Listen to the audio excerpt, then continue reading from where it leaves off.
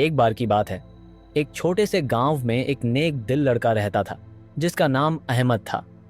अहमद के माता पिता बहुत गरीब थे और रोजमर्रा की जरूरतों को पूरा करने के लिए मेहनत मजदूरी करते थे। अहमद ने हमेशा अपने माता पिता के दुहाकों को करीब से देखा और उनके लिए कुछ बड़ा करने का सपना देखा। वह बहुत नेक और मेहनती था और गांव के सभी लोग उसकी तारीफ करते थे।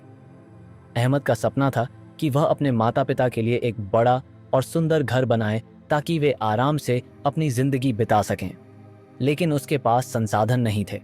वह जंगल से लकड़ियां काट कर बेचता था ताकि घर का खर्चा चल सके। वह दिन भर मेहनत करता और रात को अल्लाह से प्रार्थना करता कि उसकी मुश्किलें आसान हों। एक दिन अहमद हमेशा की तरह जंगल में लकड़ियां काटने गया। अचानक उसे एक अजीब सी आवाज सुनाई दी, अहमद, मेरी मदद करो। वह हैरान होकर चारों तरफ देखने लगा, लेकिन उसे कोई दिखाई नहीं दिया। वह डर गया, लेकिन फिर हिम्मत करके आवाज की दिशा में बढ़ा। कुछ कदम चलने के बाद उसने एक पुराने और सूखे पेड़ को देखा जो बहुत बुरी हालत में था। पेड़ ने कहा, मैं एक जादुई पेड़ हूं, लेकिन बुरे लोगों ने मुझे नुकसान पहुंचाया है।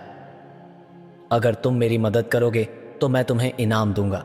अहमद ने तुरंत फैसला किया कि वह पेड़ की मदद करेगा। उसने कुल्हाड़ी एक तरफ रख दी और पेड़ के चारों तरफ पड़े कांटे और पत्थर हटाने लगा। पेड़ के तने पर गंदे निशान थे और अहमद ने अपनी कमीज का कपड़ा फाड़कर उन निशानों को साफ किया। उसने घंटों तक मेहनत की, जब तक कि पेड़ की जड़ें साफ न हो गईं और वह पहले से बेहतर दिखने लगा। पेड़ ने खुश होकर कहा, अहमद, तुम्हारी नेक दिली और मेहनत ने मुझे बचा लिया है। अब मैं तुम्हें एक इनाम देता हूँ। यह एक जादुई थैली है। जब भी तुम इससे कुछ मांगोगे, यह तुम्हें वह चीज़ देगी। लेकिन याद रखना, इसका इस्तेमाल हमेशा अच्छे कामों के लिए करना। अहमद ने पेड़ का शुक्रिया अदा किया और थैली लेकर खुशी खुशी घर वापस आया। घर पहुंचकर उसने सबसे पहले थैली खोलकर कहा, मुझे खाने की ज़रूरत है। थैली से बेहतरीन खाना निकला, जिसे देखकर अहमद के माता पिता हैरान रह गए।